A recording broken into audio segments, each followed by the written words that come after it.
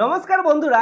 সালটা ছিল 2011, যখন মমতা বন্দ্যোপাধ্যায় প্রথমবার সরকারে এসেছিলেন, সরকার গঠন করেছিলেন, তিনি মুখ্যমন্ত্রী হয়েছিলেন। তখন তিনি হারিয়েছিলেন সিপিএম তথা বামফ্রন্টকে, এবং ওদিকে হারানোর সময় তখন রেকর্ড ভোট পড়েছিল।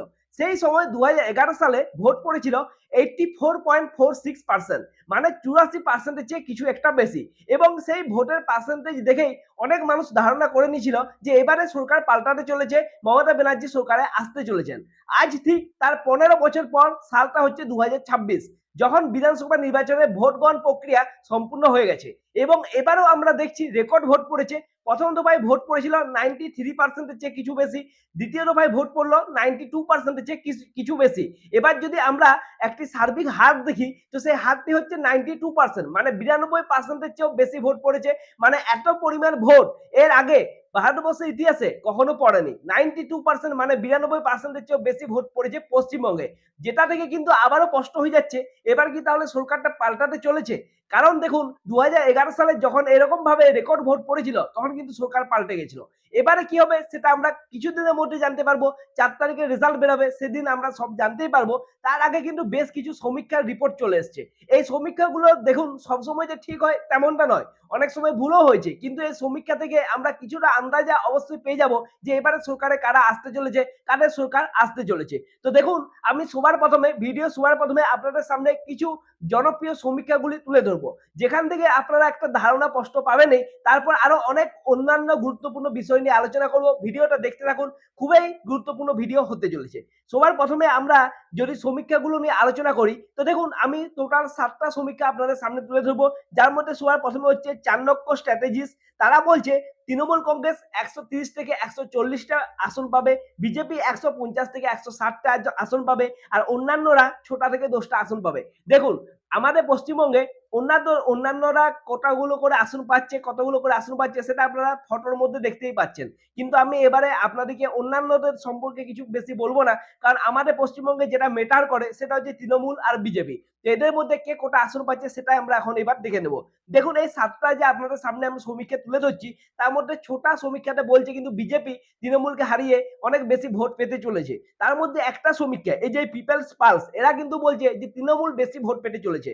তারা বলছে তৃণমূল 178 থেকে 189টা আসন পাবে, বিজেপি 95 থেকে 110টা আসন পাবে। এরপর দেখুন ম্যাজিক, তারা বলছে 125 থেকে 140টা পাবে তৃণমূল, এবং বিজেপি 146 থেকে 161টা পাবে।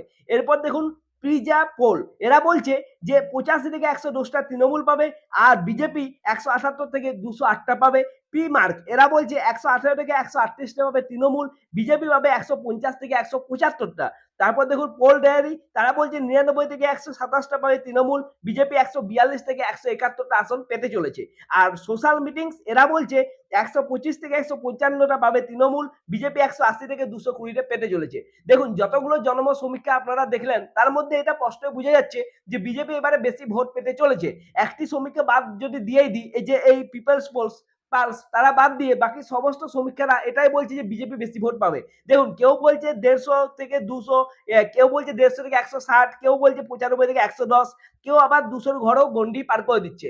আমার তো মনে হচ্ছে না যে বিজেপি 200 উপরে সিট পাবে, এটা হওয়াটা একটু অস্বাভাবিক বলে মনে হচ্ছে। কিন্তু তাহলেও যেটা আমার মনে হচ্ছে, সেটা মনে হচ্ছে যে অনেকগুলো সিট পাবে, 150টার উপর সিট পাওয়ার চান্সটা সবচেয়ে বেশি রয়েছে বিজেপির। এবং যদি 150-এর উপরে সিট বিজেপি পেয়ে যায়, তারা সংখ্যাগরিষ্ঠতা নিয়ে সরকার অবশ্যই গঠন করতে পারবে।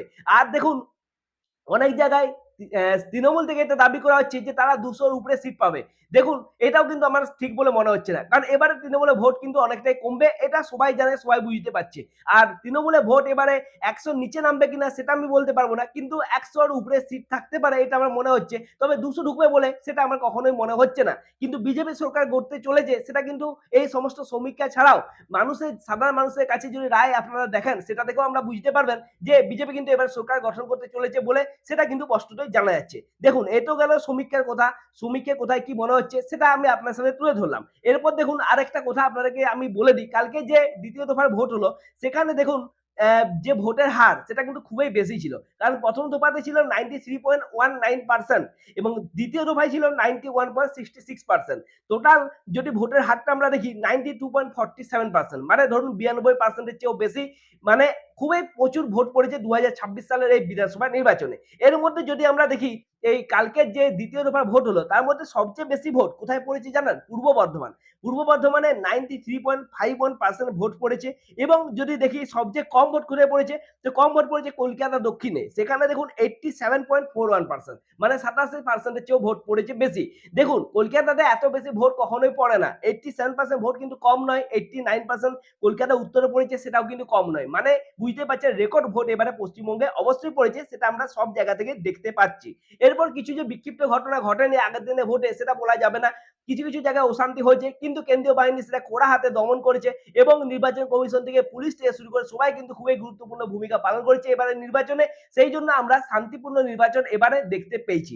এরপর দেখুন আপনাদের সামনে আমি কিছু বিক্ষিপ্ত ঘটনার মধ্যে একটা ঘটনা তুলে ধরছি, যেটা হচ্ছে ফলতায়। আপনারা জানেন ফলতাতে খুবই বেশি ভাইরাল হয়েছিল, কারণ সেখানে উত্তরপ্রদেশের একজন আইপিএস অফিসার অবজারভার হিসাবে এসেছেন, সেটা আপনারা সবাই দেখেছেন। তো সেই রকম ঘটনা আপনাদের সামনে আবার তুলে ধরছি যে ফলতাতে একটা খুবই গুরুত্বপূর্ণ ঘটনা ঘটেছে। সেখানে কি হয়েছে, বিজেপির যে ইভিএম মেশিন ছিল, সেই ইভিএম মেশিনে বিজেপির যে চিহ্ন ছিল সেটাকে টেপ দিয়ে ঢেকে দেওয়া হয়েছিল। সেটাই ভিডিও অনেক জায়গায় আপনারা হয়তো দেখেছেন। যদি না দেখে থাকেন এই ভিডিওটা দেখুন, তাহলে কি ঘটনা ঘটেছিল আপনারা অবশ্যই বুঝতে পারবেন। আসুন এদিকে আসুন, আসুন দেখুন 3 নম্বর বোতামটা ব্লক করা আছে কিনা। ব্লক করা আছে তো? ব্লক করা আছে তো? কিন্তু যখন 3 নম্বর ব্লক করা আছে তো? দেখে যান 3 নম্বর ব্লক করা আছে কিনা। ব্লক করা আছে কিনা দেখে যান। ব্লক করা আছে তো? ব্লক করা আছে তো? আছে তো? আপনার কি নাম কি দেখি? আইডেন্টি কার্ড দেখি, আইডেন্টি কার্ড দেখি। কিন্তু যখন আপনার আইডেন্টি কার্ড দেখি। আচ্ছা, তাহলে আপনারা ভিডিওটা দেখলেন তো? এখান থেকে স্পষ্ট বুঝতে পারা যাচ্ছে যে ফালতাতে কিছু কিছু তৃণমূলের লোকেরা একটু গন্ডগোল করার চেষ্টা করেছিল। তারা কি করেছিল, বিজেপির যে চিহ্নটা ছিল সেটাকে টেপ দিয়ে ঢেকে দিয়েছিল। কিন্তু এই ঘটনার খবর যখন নির্বাচন কমিশনের কাছে আসে, मनोज अग्रवाल তিনি কি বলছেন সেটা আপনারা শুনুন। फल्टा में जो कुछ किया है, आपका जो है कहते हैं किसी ने टेप लगा दिया, सब लगा दिया, वो पकड़ा गया है। और पकड़ा जाने के बाद जो प्रोसीजर होता है, मैंने पहले ही कहा था, कभी भी कोई सैंक्टिटी इलेक्शन की अगर मतलब हार्म होती है, अगर मतलब ये होता है कि उस पर नुकसान होता है सैंक्टिटी पे, या सैंक्टिटी क्वेश्चन होती है, तो रिपोल होगा। तो यहाँ पे जो है साफ देखा गया है, कैमरे में साफ देखा गया है प्रिसाइडिंग ऑफिसर से बात करने के बाद कि यहाँ पे आपकी रिपोर्ट की परिस्थिति है। लेकिन इसका फाइनल डिसीजन जो है वहाँ सेक्टर ऑफिसर हैं, ऑब्जर्वर हैं, प्रिसाइडिंग ऑफिसर हैं, आरओ हैं, एआरओ हैं, सब मिल मिला के डिसीजन लेंगे, तब ये डिसीजन होगा रिपोल का। আচ্ছা, তাহলে আপনারা শুনলেন তো এই मनोज अग्रवाल তিনি কি বললেন, যে এখানে রিপোল হওয়ার চান্সটা কিন্তু খুবই বেশি। এরা সবাই মিলে ডিসিশন নেবে, তারপর পুরো ফলতা বিধানসভাতে হয়তো রিপোল হতে পারে বা পুনর্নির্বাচন হতে পারে, সেটা বুঝতে পারা গেল। এরপর দেখুন আপনাদের সামনে আমি সবার প্রথমে দেখাই বিজেপি এই এই ভোট পরিবর্তন প্রক্রিয়া যে ভোট হলো, সে ভোট শেষ হওয়ার পর বিজেপি থেকে কি বলা হচ্ছে, এবারে ভোট নিয়ে তারা কতটা খুশি কতটা খুশি নয়, শ্রমিক ভট্টাচার্য তিনি কি বলছেন সেটা আপনারা শুনুন। রাজ্য বিজেপির পক্ষ থেকে পশ্চিমবঙ্গবাসীকে প্রথমেই ধন্যবাদ জানাই। অবাধ শান্তিপূর্ণ এই নির্বাচনে আপামর জনতার অংশগ্রহণ, মানুষ ভয়মুক্ত হয়ে বেশ কিছু বিপরীত পরিস্থিতিতে বাধা কাটিয়ে ভোট দিয়েছেন এবং প্রকাশ্যে কথা বলেছেন পরিবর্তনের লক্ষ্যে ভোট দিচ্ছে। আমি আল্লাহ আকবার বলতে পারবো, কিন্তু আমি জয় শ্রীরাম বলতে পারবো না। লাইনে দাঁড়িয়ে মহিলাদের এই উক্তি,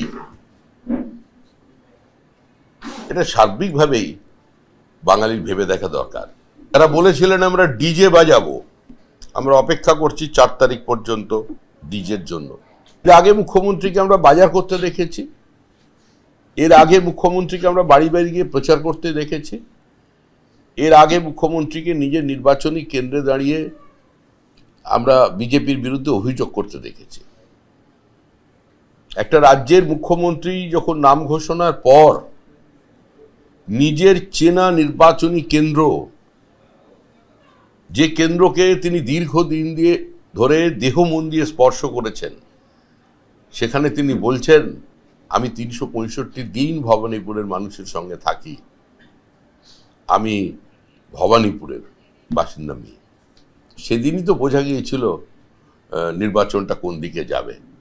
এটাই তো বিজেপির সবচেয়ে বড় সাফল্য, যে মুখ্যমন্ত্রীকে সকাল 7টার সময় নামিয়ে এসছেন, খেলা শেষ। এখন অভয়ের মা গেছেন, তার উপরে আক্রমণ করে যেটা যে তৃণমূলেরই কাজ সেটা প্রমাণ করছে। আর তৃণমূল দল যে জায়গায় চলে গেছে, মুখ্যমন্ত্রী যদি এখন নিজে দাঁড়িয়ে হাত জোড় করু তার কর্মীদের বলতেন যে একটু পরিবর্তন করো নিজেদের একটু, তাহলেও সম্ভব নয়। একটা নিয়ন্ত্রণহীন জনগোষ্ঠী, রাজনৈতিক দল না বলা ভালো, গেছেন তবে শেষ। আমি বলেছি, আমরা প্রথম থেকে যেটা বলছি যে প্রকৃতির নিয়ম মেনে, রাষ্ট্রবিজ্ঞানের নিয়ম মেনে, সমাজবিজ্ঞানের নিয়ম মেনে তৃণমূল কংগ্রেস তার ধীর এবং নিশ্চিত রাজনৈতিক অবলুপ্তির দিকে এগিয়ে যাচ্ছে। শুনলেন শ্রমিক ভট্টাচার্য তিনি কি বললেন? তিনি কিন্তু বলেই দিচ্ছেন যে তৃণমূলে কিন্তু খেলা এবারে পুরোপুরি শেষ হয়ে গেছে। এবং দেখুন তিনি একটা কথা যেটা বললেন মমতা ব্যানার্জি নিয়ে, সেটা কিন্তু আমারও ঠিক মনে হয়। কারণ দেখুন এর আগে যতবার নির্বাচন হয়েছে আমরা মমতা ব্যানার্জিকে কোনো বুথে বুথে ঘুরতে কখনো দেখিনি। তিনি নিজের ভোটটা দিয়ে আবার নিজের বাড়িতে ফিরে চলে আসতেন। এই প্রথমবার আমরা দেখলাম যে মমতা ব্যানার্জি গিয়ে বুথে অপেক্ষা করছেন, সেখানে সময় কাটালেন। এটা থেকে ওনার ভয়টা স্পষ্ট পাওয়া যাচ্ছে, বুঝতে পাওয়া যাচ্ছে যে এবারে কিন্তু ওনারা হাঁটতে চলেছেন। আপনারা কি মনে হয় সেটা অবশ্যই আপনারা কমেন্ট করে জানান। দেখুন বিজেপি কি বললো সেটা তো আমরা শুনেই নিলাম, এরপর দেখি তৃণমূল কি বলছে। তৃণমূল যেটা বলছে সেটা শুনে আপনাদের অবশ্যই হাসি পাবে, তাই একটু কোনো ভিডিওটা স্কিপ করবেন না, কি বলছে একবার শুধু শুনুন। আজকে আমরা দেখলাম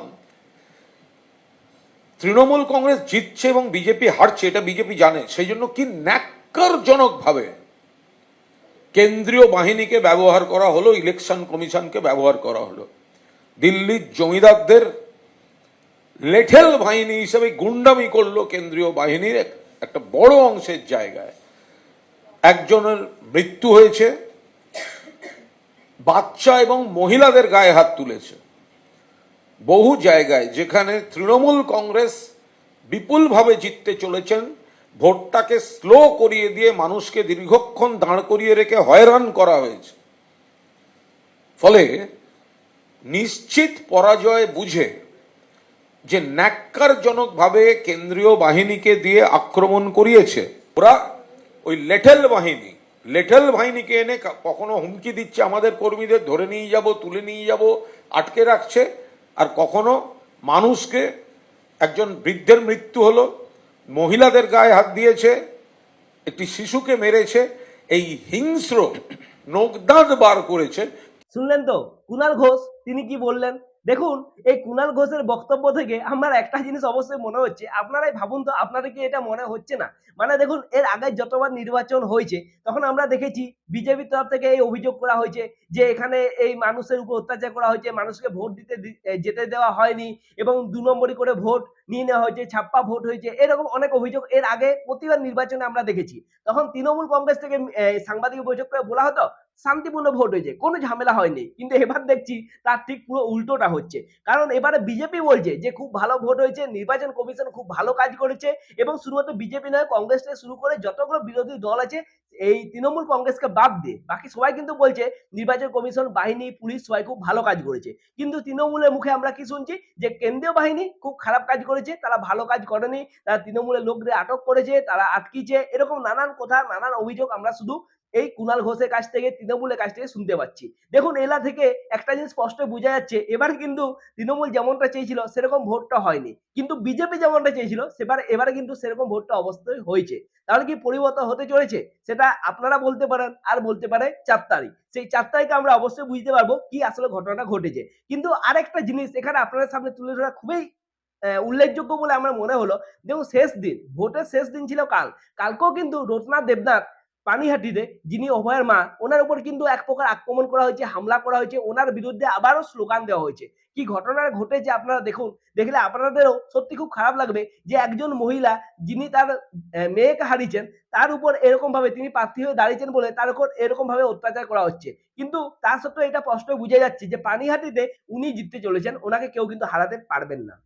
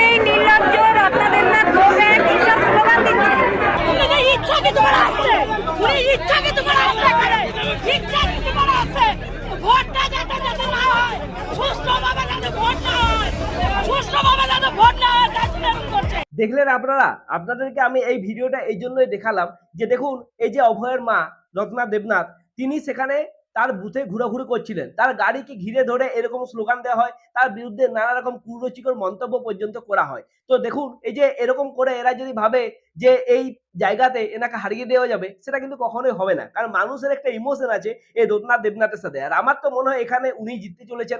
আপনাদের কি মনে হয় সেটা অবশ্যই কমেন্ট করে জানান। দেখুন মোদিজি, প্রধানমন্ত্রী মোদিজি, তিনিও কিন্তু বলে দিয়েছেন যে এবারে ভোটে পরিবর্তন অবশ্যই হতে চলেছে, কারণ ইউপিতে তিনি একটি সভাতে মন্তব্য রাখছিলেন, সেখানে তিনি কি বলেছেন সেটা একবার আপনারা শুনে নিন। आज लोकतंत्र के उत्सव का भी एक अहम दिन है। बंगाल में इस समय दूसरे चरण का मतदान हो रहा है और जो खबरें आ रही हैं उनसे पता चलता है कि बंगाल में भारी मतदान हो रहा है। पहले चरण की तरह ही जनता वोट देने के लिए बड़ी संख्या में घरों से निकल रही है।